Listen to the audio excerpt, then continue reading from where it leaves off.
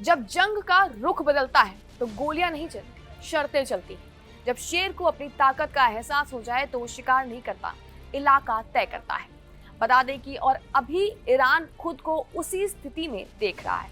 दरअसल middle east में धधकती आग के बीच अब एक बड़ा सवाल उठ रहा है।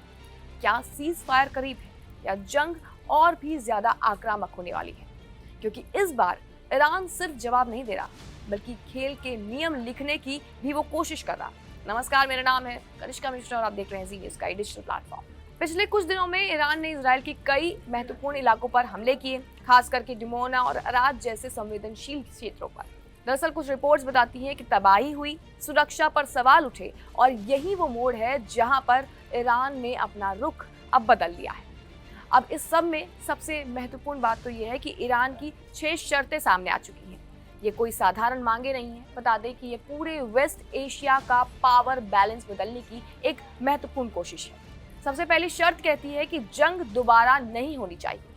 दरअसल ईरान चाहता है कि पक्की लिखित और अंतर्राष्ट्रीय गारंटी कि भविष्य में उस पर कोई भी आक्रामक हमला अब इजराइल और अमेरिका की तरफ से नहीं होने वाला।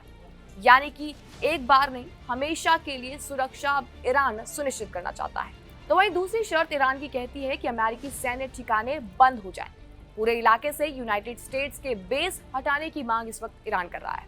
बता दें कि ईरान सिर्फ जंग नहीं रोकना चाहता, बल्कि अमेरिकी प्रभाव को चुनौती भी देना चाहता है। तीसरी शर्त है हर्जाना। जंग में हुए नुकसान का मुआवजा ईरान को चाहिए और वो भी हमलावर देशों से। चौथी शर्त कहती है कि पूरे क्षेत्र में शांति इस वक्त बनाया जाए। सिर्फ इस जंग का नहीं, बल्कि पूरे क्षेत्र में चल रहे संघर्षों को इस वक्त ईरान खत्म करने की मांग कर रहा है और ये एक तरह से रीजनल रिसेट की कोशिश भी मानी जा रही है। इसके बाद पांचवी शर्त कहती है कि स्ट्रेट ऑफ हॉर्मुज पर नया सिस्टम ईरान लाना चाहता है। दरअसल ये दुनिया का सबसे अहम तेल मार्ग है और ईरान चाहता है कि यहाँ नया कानूनी ढांचा बने और उसका नियंत्रण स्वीकार भी किया जाए। छठी शर्त कहती है कि मीडिया पर जंग को लेकर कार्रवाई। ईरान के खिलाफ काम कर रहे मीडिया नेटवर्क और लोगों पर कार्रवाई और उन्हें सौंपने की मांग इस वक्त ईरान की शर्त में मौजूद है। दरअसल ये शर्त बताती है कि जंग अब सिर्फ जमीन पर नहीं, बल्कि सूचना और नैरेटिव पर भी लड़ी जा रही है। अब सवाल यहाँ ये है, क्या ये शर्तें मानी जाएंगी? तो फिलहाल तो ऐसा कुछ भी होता हुआ मुश्किल ही लग रहा है, लेकिन अब वक्त बताता है कि ईरान कितनी ज्यादा शर्तें रखता है और अमेरिका उसको कितना मानता है, क्योंकि नाटो देश स्ट्रेट ऑफ हॉर्मुज को सुरक्षित रखने के लिए अलग मिशन बना रहे हैं। तो वही दूसरी तरफ मार्क रूटे ने भी संकेत दे दिया है कि पश्चिम देश पीछे हटने के मूड में बिल्कुल नहीं। तो वही ईरान का साफ कहना है कि हमें सीज फायर की जल्दी कुछ नहीं है, पहले सबक सिखाया जाएगा, यानी कि बातचीत बाद में होगी और जवाब पहले ईरान देना चाहता है।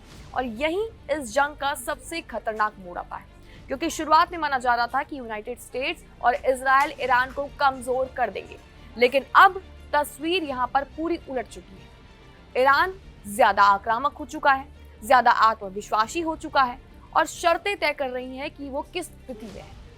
पासा पलटते देर नहीं लगती है और इस जंग में अब शायद पासा पलटकर अब ईरान के पाले में जाकर गिर चुका है।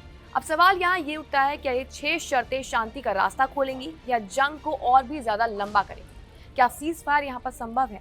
क्या ये सिर्फ एक नई चाल?